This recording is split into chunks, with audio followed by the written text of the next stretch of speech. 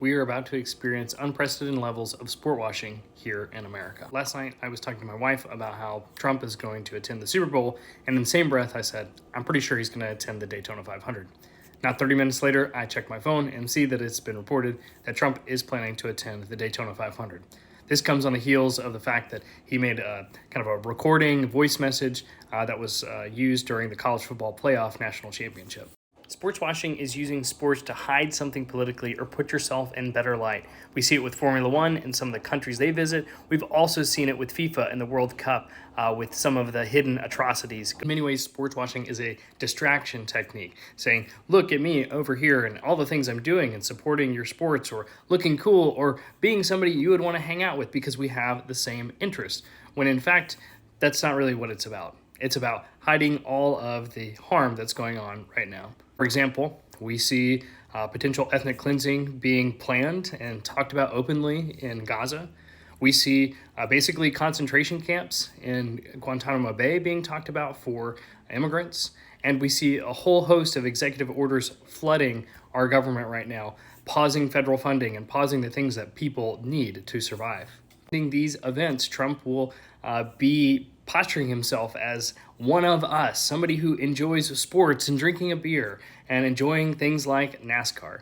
And of course, as a NASCAR page, I am really curious about how this is going to go for the Daytona 500. Obviously, he's been there before, 2020 being most recent at the Daytona 500, though he was at a race last year as well. And I find it fascinating for a couple of reasons. One is this book, Faster, by Neil Bascom, talks a lot about how Nazi Germany used sports washing throughout its rise to power and prominence. But particularly, this story talks about how they used Mercedes and Grand Prix racing, the precursor to what we know as Formula One today, to build this image of Germany as an economic and industrial power. In the book, it talks about how it was widely embraced by others around, even though they were doing horrible things, particularly to the Jewish people.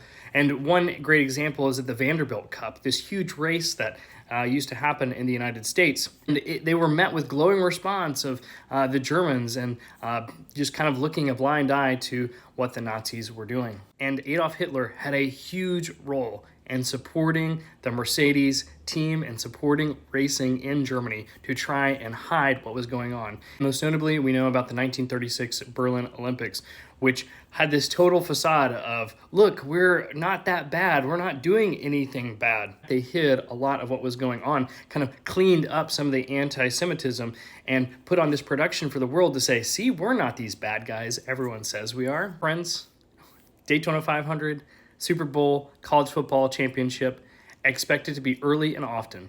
The Masters, Kentucky Derby, maybe the Indy 500, and any big sporting event you can think of, prepare it to happen over and over again during this presidency.